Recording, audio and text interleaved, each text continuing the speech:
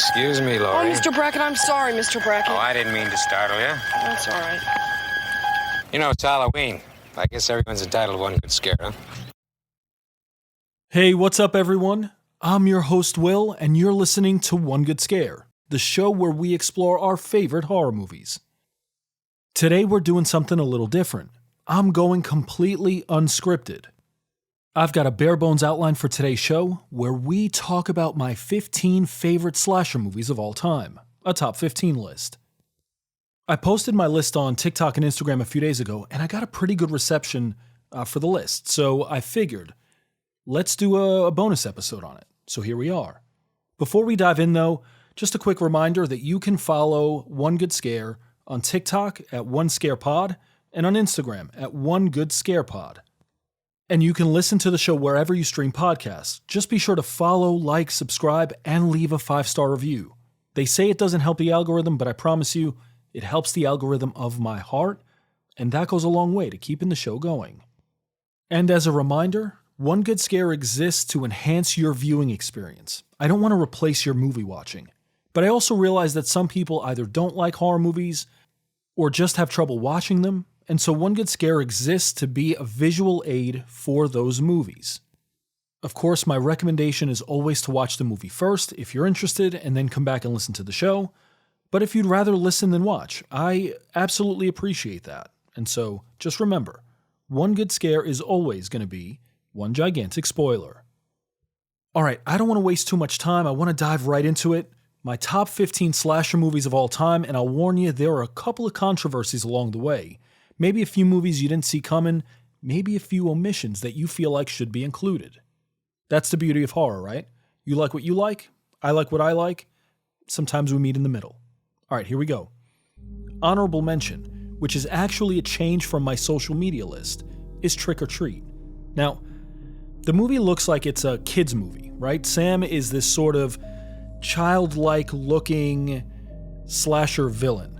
But I promise you the movie is anything but that. It is actually a gore fest, a dark horror comedy, sort of an anthology that has interconnected stories.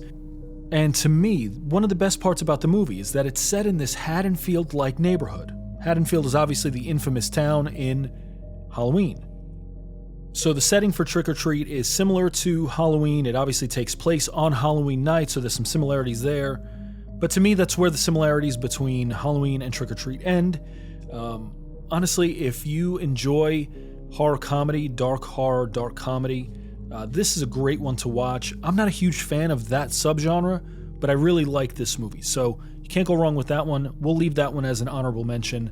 It used to be number 15, which means we have a new number 15. And this is born out of literally today, as I'm recording, I'm making up my mind here.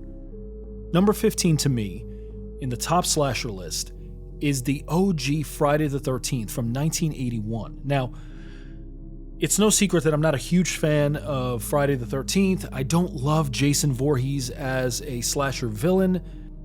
And I know that's sort of controversial because he's iconic, he's one of the OG slasher villains, but I've just never really vibed with Friday the 13th as a franchise. Now I will say this though, I've committed over the next few days to watch the entire franchise, movies 1 through 12, in order, one by one, and sort of give it a second, third, fourth chance. Now I've tried this before and gotten about to movie 5 or 6 and just sort of thrown in the towel. But I am committed. And today, I actually watched Friday the 13th, the first one, and really came away enjoying it. I feel like maybe I didn't give it a fair shake earlier on, and it deserves a little bit more credit than what I was willing to give it. Okay, so here's what I think the movie does really well. It's an hour and 36 minutes long, and it's super tightly paced. Now, we live in an era, I think, where a lot of movies are sort of bloated. You can cut them down another 10, 12 minutes, not really lose much. I think with Friday the 13th, it takes its runtime and it uses it perfectly. The hour and 36 minutes is not wasted. It's full of what the movie is about, which is ultimately these camp counselors who are being slaughtered one by some mysterious entity. Now, we know that it's obviously Pamela Voorhees, and so this is not technically a Jason movie, but it still is super effective. And I'll even go so far as to say this, that Friday the 13th in some ways reminded me both of the best parts of Halloween and the Texas Chainsaw Massacre. Again, the movie felt kind of unrelenting in its terror and its suspense and its rampaging. And so I really appreciated that. I thought the opening scene is actually pretty terrific. The scene where the camp counselors are shown singing this Kumbaya song in front of a fireplace, and then two camp counselors, they slide away to have sex, and they're killed in sort of the loft of a barn. Now, the first-person shots from the killer's eyes are, we've seen it before. It's not a new thing, but it does it really well in this movie. And I also felt like the opening scene really set us up for the premise of the film, right? We have these two camp counselors who are not where they should be, or maybe they are, but right, they slip away from the group, they go do their own thing, and they're ultimately killed because of it. Well, towards the end of the movie, Pamela Voorhees, in recounting what happened to her son Jason, she says, little Jason died because the camp counselors weren't paying attention, they weren't where they were supposed to be. And so this movie sort of gives us that vibe from the very opening minutes. I respect it. I also thought the movie did a great job of using sort of a double twist, like a double surprise for the end. We have Pamela Voorhees as the surprise killer. I don't think anybody really expected that to happen. No one really knew what was going on and who was killing these kids and why. So in that sense, it was a surprise. But then also you have the iconic end where Jason jumps up out of the depths of the lake and pulls Allison from the canoe. So you have this use of a dual surprise ending, which I think is unique. It was pretty fascinating and terrific in that sense. A weak point for the movie for me was the confrontation between Alice and Pamela Voorhees. There's a part where Alice is backing away from her and she tosses, 1 second she has a rifle, like a little BB gun maybe. She tosses that aside in favor of a ball of yarn and some pencils. I didn't love that. There were multiple times where Alice got the upper hand, knocked Pamela Voorhees unconscious, and then sort of sauntered away. So there were some really great things in this film. There were some really kind of things in this movie. Either way, to me, 15 seems like a really good place for this film, and I realize how iconic it is and influential it is, and I also realize how rabid its fan base is. So that's number 15. Number 14 is Child's Play 2. Now, to me, Child's Play 2 is one of those rare horror sequels that is actually better than the original. I feel like Child's Play 2 is a little more developed as a movie. Chucky is a little more complex as a villain. And I feel like Child's Play 2 features just a meaner, more maniacal, more chaotic Chucky, a more unforgiving Chucky, a less playful Chucky, however you want to frame it. I feel like Child's Play 2 offers us that vision of what Chucky, I think, should have been. Now, I will say this. I honestly wish they'd stuck with the darker Chucky rather than turning the franchise more dark comedy horror. There's a part of me that really feels like the vibe of Child's Play 2, if carried forward into the remaining movies and even the series, just would have played better for me overall. Now, I realize I'm one person out of however many, so take it for what it is. Also, to me, the scene with Miss Kettlewell in the school, she's the teacher, to me is one of the best maybe kills in the entire franchise. I feel like the suspense of that whole scene where she's looking in the closet of the classroom and Chucky is nowhere and then he's there. I felt like that whole sequence, that 2.5-minute sequence, is just one of the best in the entire franchise. So number 14, Child's Play 2. The best movie in the whole thing. All right, number 13. Here we go. Wes Craven's New Nightmare. I feel like this movie was kind of ahead of its time in some ways, which I feel like that a lot about Wes Craven's movies in general.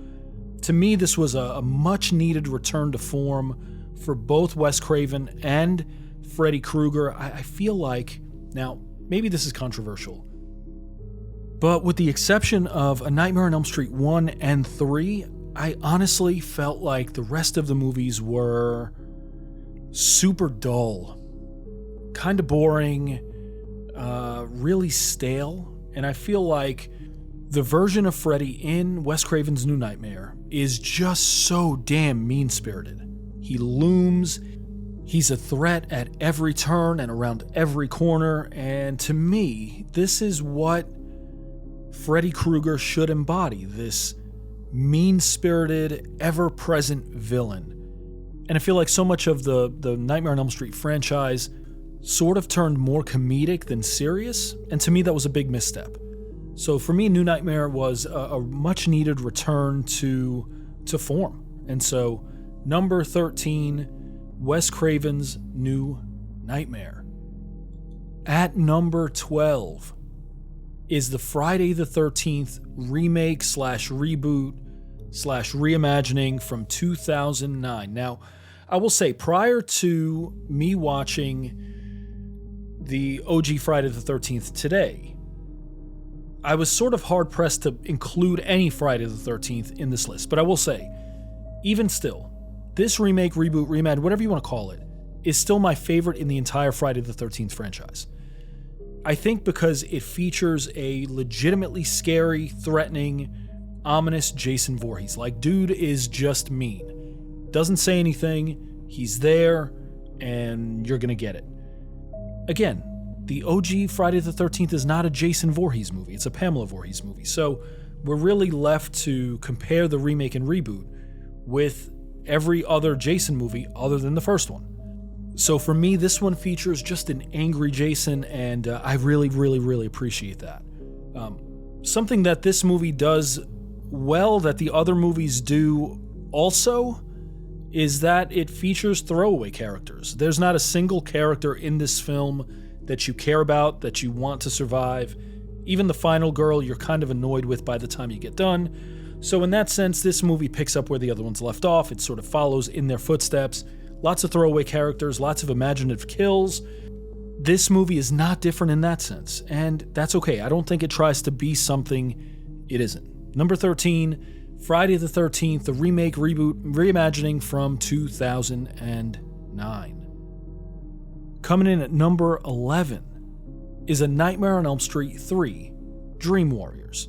Now, outside of the original Nightmare on Elm Street, which also places on this list, this is my favorite sequel of the entire franchise, because I feel like Nightmare on Elm Street 2 was such a departure from what the original was, that this one was not just a return to form, but it also sort of reinvigorated the franchise, because I felt like it was in danger of becoming stale really quickly.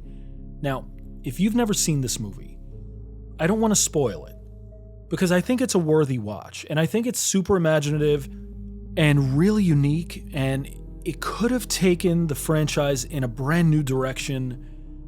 And so for me, part of what I love about this movie is that it's a little bit of a time capsule, because A Nightmare on Elm Street 4 is so bad.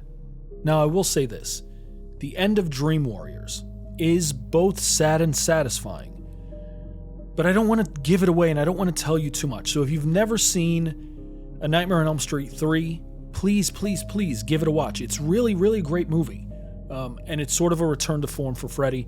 Now, I will say, I don't want to shit on A Nightmare on Elm Street 2. It's not one of my favorites. It's actually one of my least favorites in the entire franchise, but the scene where Freddy is sort of invading the pool party is still one of the best in any slasher movie ever.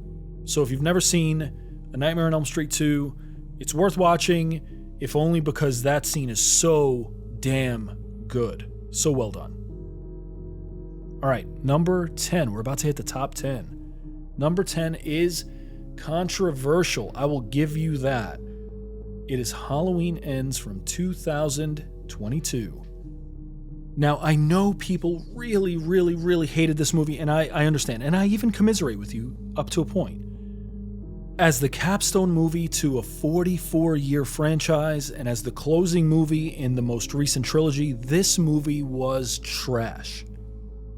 But as a Halloween sequel, especially compared to the other movies that have come before it, this one was one of the most entertaining. Now, let me say this. I do wish they'd swapped certain elements of Halloween Kills, which I really hated, with this one. So I'll explain what I mean. Halloween Kills is basically fan service. It's an hour and 45 agonizingly slow minutes of Michael Myers sauntering, stalking, staggering his way through Haddonfield. The body count is the highest in the entire franchise, over 30 kills, maybe more depending on how you look at that ending montage scene, whatever. But that's all it is. There's literally no plot. Laurie Strode is sidelined in the hospital. Michael Myers is just rampaging through Haddonfield. That is the entire movie. An hour and 46 minutes worth. I hated it. Halloween Ends, on the other side, attempted to offer a plot. We're introduced to this new character, Corey Cunningham, who has this fascinating backstory, really interesting character as a whole. And to be fair, Rowan Campbell does an amazing job in the role. But this is the end of the franchise, right? This is supposed to be the capstone movie. They're introducing a main character, way too late. So for me, the parts that I would swap with Kills and Ends is I would still have the iconic opening of Kills with the firefighters. Still, to me, the best scene in the entire franchise. Keep that there, but take the beginning of Ends and transport it as a parallel narrative in Halloween Kills. So you know, as a viewer, inherently, that there's some sort of connection between Michael Myers and Corey Cunningham. We're not quite sure what it is, though, and so what you do in Kills is you drum up that sort of interest, pique the interest of the viewer, and tease that storyline out. By the time we get to Halloween Ends, to introduce a main character who then ultimately just becomes a throwaway character really does the whole franchise a disservice. And I'll say this too. That ending scene in Halloween Kills where Michael destroys pretty much the residents of Haddonfield, they mob attack him, and he just goes to town. I feel like if you transport that ending scene to the end of Halloween Ends, then what you have is this really fascinating showdown where the residents of Haddonfield say, fuck this, we're going after Michael. Michael slaughters them, and so you have the fan service part of Michael being Michael, but then he comes face to face for this final showdown with Laurie Strode. And I would still end Halloween Ends the way Halloween Ends ended. You don't really need to make any changes. I just think if you take certain elements of both movies, flip them, swap them, tease them out, develop the plot and characters, you have not just two much better movies, but an infinitely more satisfying trilogy. Halloween Ends, number 10. Super entertaining, even if it's a bad end of the trilogy. Number 9 is American Psycho.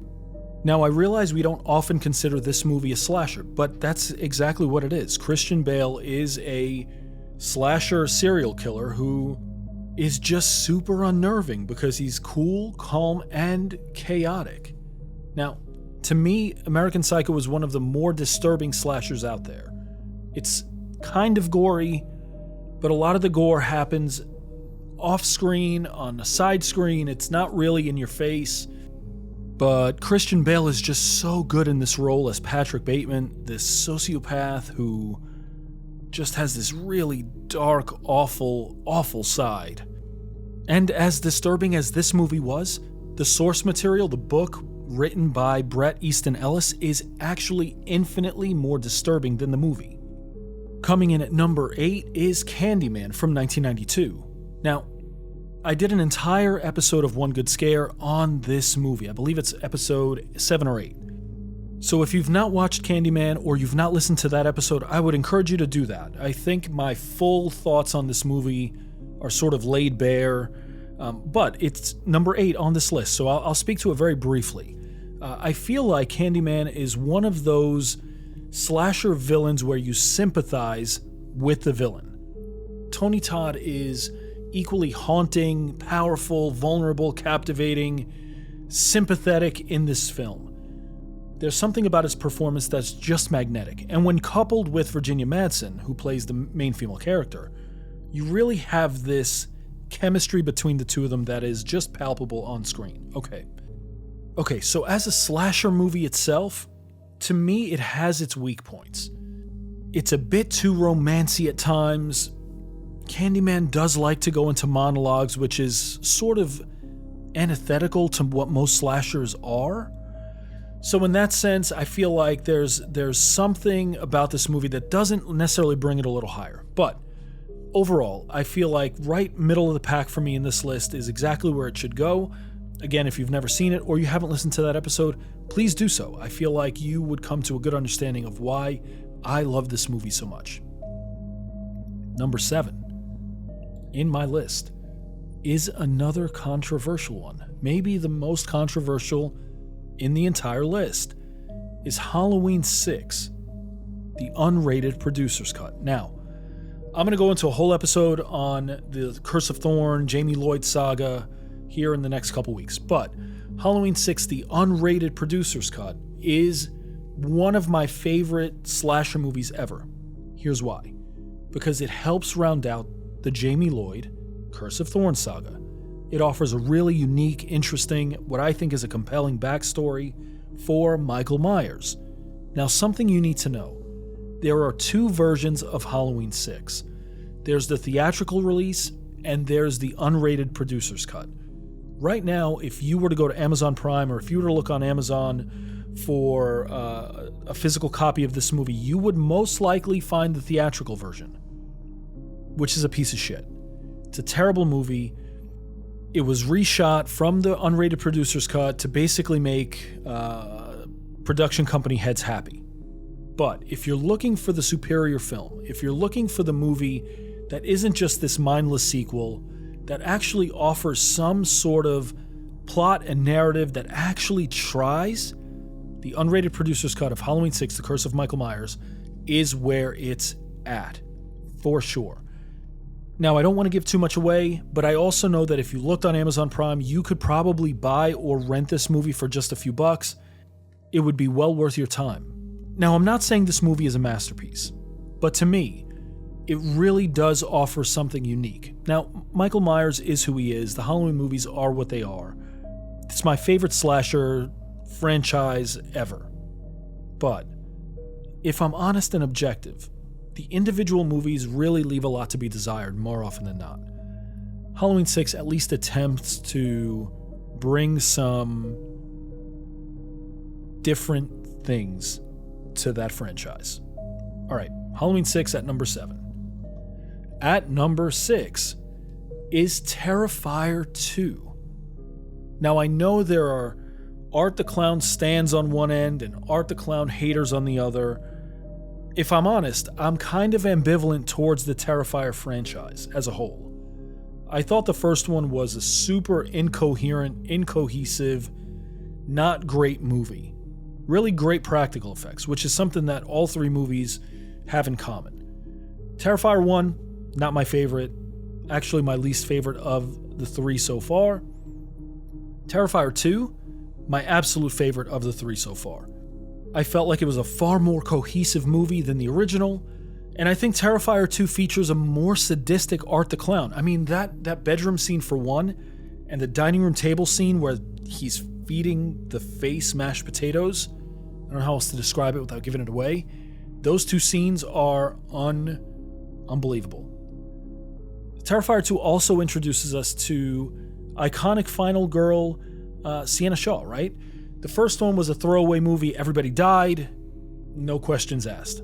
The movie was also operating with a kind of a shoestring budget. So Terrifier 2, bigger budget, better practical effects, more cohesive storyline, a pretty lengthy runtime at well over 2 hours, which was cut down for Terrifier 3.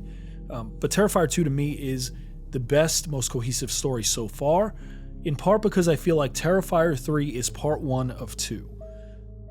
The story feels incomplete. We know there's more, and we know that Terrifier 4 is going to explore and sort of bring to conclusion all the things about Art the Clown. So, the jury's still out on Terrifier 3 until I see Terrifier 4. But, and I'm giving you a ton of fucking numbers here, Terrifier 2 to me is the best. Be warned though, if you have no context for this movie series, for this franchise, and you want to go in blind, just know that there are gallons of blood and practical effects in this movie especially. So if you have a weak stomach, you don't love gore, and you can't rationalize in your head that these are just prosthetics, this is just fake blood, then you may absolutely want to pass on this movie. But if not, you're in for a ride. A hell of a fucking ride. Terrifier 2 at number 6. Coming in at number 5, we're into the top 5, is A Nightmare on Elm Street, the original, the OG movie that started it all. For me, this movie ranks so high, in part because it was such a unique take on a slasher villain. Right, with Michael Myers, you could sort of avoid the suburbs. With Jason Voorhees, you could avoid summer camp, but you couldn't escape Freddy Krueger because at some point, you needed to sleep. You couldn't stay awake forever and ever. And the moment you took that nap was the moment that Freddy Krueger attacked and invaded and terrified and threatened and all these things. The movie was this kind of dark comedy horror that was more horror than dark comedy, though I felt like the comedy elements were well placed and worked well. Something I really liked about this movie is that it has some of the best practical and special effects of any slasher, especially of the time period. That opening scene with Tina, where she's like crawling on the wall and ceiling. Just if you Google or YouTube the making of that scene, just so much time and love and energy was put into it, and what we see on screen is just magnificent. Also, this movie features the iconic death of a young Johnny Depp, right? Where he's sucked into the bed and made into this blood, guts, and gore milkshake that is sprayed on his bedroom ceiling. I don't know how else to describe it. That's what it is. And it's a terrific scene. This whole movie is really just well done. Freddy Krueger is still one of the most terrifying visually terrifying slasher movie villains, and so if you've never seen it or it's been a while, you would do well to give this a rewatch. Number 5, A Nightmare on Elm Street, the OG. At number 4, another Wes Craven movie. This is actually the 4th Wes Craven movie in my top 15, and it is the original Scream. To me, this movie is a near perfect slasher, which should clue you into the fact that I consider the top 3 to be perfect, as close to perfect as a movie can get. But to me, though, the OG Scream was undoubtedly Wes Craven's smartest movie, and I think it might be the smartest slasher ever made. It criticizes slasher tropes while also using them at the same time, and it does it in just this brilliant, sort of underhanded, you're not even really recognizing that it's happening sort of way. Obviously, the Scream franchise is still running, right? We're almost 30 years running with this franchise. Number 7 is set to be out sometime in the next 6 to 9 months. But to me, this one is where it all started, and it features arguably the best and most shocking opening scenes ever. I mean, the marketing for this movie featured Drew Barrymore right front and center. She is the first person you see on the movie poster. She's also the first person to die in the movie. Not even 10 minutes in, and Drew Barrymore is gutted and splayed out everywhere.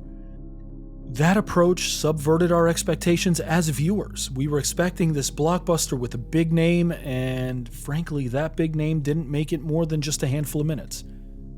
I feel like every Scream has been trying to play catch-up ever since, and while I love the franchise as a whole, for me this one is not just head and shoulders, but this is the difference between Everest, where Scream sits atop, and the small mountain range outside my house that we can walk up in about an hour and a half. Number 4, the OG Scream from 1996. Guys, we're about to hit my top 3. And to me, the only way these movies shuffle around is between numbers 3, 2, and 1. I don't see any slasher movie sneaking into the top 3 and pushing one of these out. So the only way they would move around is if number 3 was taken number 2 became number 3, that kind of thing.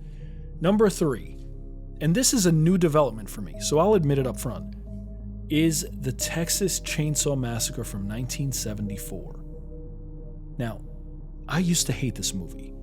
Hated it, didn't love it, thought it was overrated, and my good friend Joshua Bell, the host of the Real Talk network of podcasts, We sat down for a conversation a couple months back where we explored the Texas Chainsaw Massacre, and I have a rule. Whenever I review a movie, either on any show, whether as a guest or as a host, I have to watch that movie 4 times. Once just as a horror movie fan, because I love movies. Second, with a pen and sort of paper, just jotting down notes. The third time, I'm exploring themes. What is this movie really saying? And then fourth, as a palate cleanser, I'm just watching it again just for the sake of entertainment. So 4 times, I watched the Texas Chainsaw Massacre within a 2-week span. And in those 2 weeks, and over the course of those 4 viewings, I was so impressed by Tobe Hooper's final product of what this movie is, that it not only entered into my top 15 slashers, but it entered into my top 10 horror movies ever made. Here's what I think. This movie is gritty, it's earthy, it's grimy, it's a hell of a sweaty movie, everybody is dripping, you can almost smell the movie. And because of that, and in large part because it's just purely claustrophobic, the setting and scenes of these movies just make you squirm.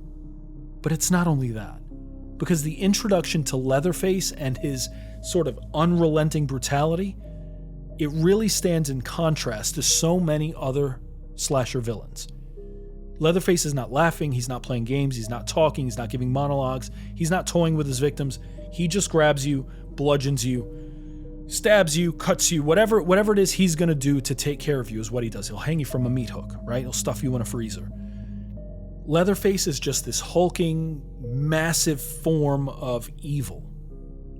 And at least the original Texas Chainsaw Massacre really conveys this well. Now, the rest of the franchise jumps off a cliff with no parachute. It's just dead on arrival. A lot of folks will say the 2003 remake with Jessica Biel was superior to this one. I would wholeheartedly not only disagree, I would debate it, because I think it's such a bad take. I'm not saying the remake is bad. It's not. But a remake is exactly that. It's a remake. The original is where it's at. If you've never seen the Texas Chainsaw Massacre, it plays like a documentary. You watch it and you think this stuff is really happening because it's so grainy and because it has that documentary feel. Guys, you can't go wrong with this one. Also, it's surprisingly not gory for being in the top 3 of any slasher list. So number 3, the Texas Chainsaw Massacre.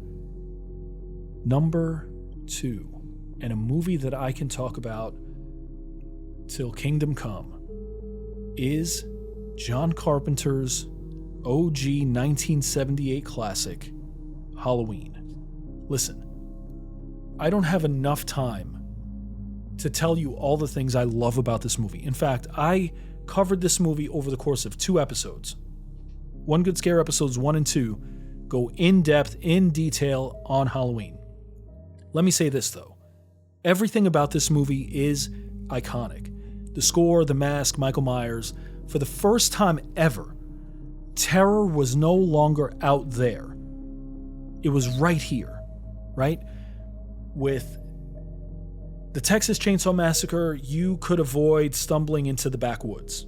With, let's say, comparative to Friday the 13th, you could say, to hell with summer camp, I'm never going. For the first time in a horror movie, the slasher villain wasn't someone you stumbled upon. He was someone who stalked you purposely. He was in your neighborhood, he was in your home, and as Halloween shows us, he walked right into your bedroom and took you. And so that was a unique thing, right? Because slasher movies tended to present out there as the scary part. But Halloween almost makes use of its neighborhood, the fictional town of Haddonfield, as this sort of secondary character. The wide pan shots, the scenes where we see Laurie and her friends walking the neighborhood, the school, right? The sheriffs. We see the hardware store that's broken into. We get a real sense of place with this movie. And that's all by design. Here's why. Because we know that this tends to be suburbia. It tends to be safe. Bad things don't happen here. They happen there, somewhere else. Well, Michael Myers says, fuck you, fuck that. I'm coming in, and watch what happens. Halloween, by far my favorite slasher, my favorite slasher franchise. Everything about this movie is iconic. We haven't even talked about the music, which is just to this day some of the most recognizable and iconic scores ever made. John Carpenter is infinitely talented. And let's not forget co-writer, co-producer Deborah Hill, the late Deborah Hill, who just, the vision between these two was so amazing. And what they produced it will live on long after we're all gone. Number 2, the OG Halloween. And guys, we are at my number 1. We're about 35-ish minutes in. My number 1 slasher of all time, which to me is also one of the best horror movies ever made, is Psycho. Alfred Hitchcock's Psycho. This is the one that started it all. Now, I will say there were other slasher movies that came before Psycho. The Spiral Staircase comes to mind. But Psycho is the one that started it all in terms of cultural relevance, right? Psycho took audiences by surprise and even today still captivates viewers. He pulled no punches. He killed off Janet Leigh, who was a big name at the time, early in the film, right? Within the first 30 minutes, we get this sense of who she is, what she's about, where she's going. We start to root for her. Like, holy shit, the tension and the suspense of those opening 30 minutes is just amazing. And then, all of a sudden, he kills her off. We get this sense that, holy shit, like Norman Bates' mother is this murderous mom who took him out. And then, so the first surprise is the death of star Janet Leigh. But then the twist ending is just among the best in any horror movie ever. So we have Alfred Hitchcock paving the way for pretty much every slasher movie that came after it, right? Even Halloween. John Carpenter was so heavily influenced by Alfred Hitchcock's Psycho that he used certain literal names from Psycho in his movie. Sam Loomis, Marion Crane's boyfriend, right, is also the name of Michael's psychiatrist, Dr. Sam Loomis. We have these little like nods and tips of the cap from other slashers to Psycho. And what that tells me is that if other slashers that came after it are looking back and nodding in appreciation and giving credit where it's due, that means that Psycho is the GOAT. It's goated, as my kids would say, right? Number 1, Psycho set the blueprint for every other slasher to follow, and even now, 65 years later, it should sit at the top of the list, and it should be near the top of the best horror movies ever made. Psycho, number 1. Guys, that's it. That's my top 15 slasher movies of all time. I need to take a deep breath. I just got through it. I'm getting ready to dive into a pretty terrific slate of movies for the month of September. And so my plan moving forward with the show is twofold. I want to introduce some new things to it. Obviously, the weekly single movie episodes, hopefully to release every Monday, maybe every Tuesday. I also want to do bi-weekly bonus episodes like this where we do a top 15 list or I cover an overview of a movie franchise, whatever it is. But then at some point, whether once or twice a month, I also want to introduce interviews. And so I've got 2 that are tentative right now that I think would be terrific. They're going to go hand in hand with 2 episodes we've already covered or 2 movies we've already covered. So stay tuned. And as always, be sure to follow, like, subscribe to One Good Scare wherever you stream podcasts, follow on social media, interact, comment. I love discussion. I love interacting with folks. It's one of my favorite parts of the show. And if you have a movie suggestion, you want to be a guest interviewee, email me at redtreehousepod@gmail.com. The Red Treehouse is my other show. Also give that one a listen. And guys, I will see you next time on One Good Scare. Take care.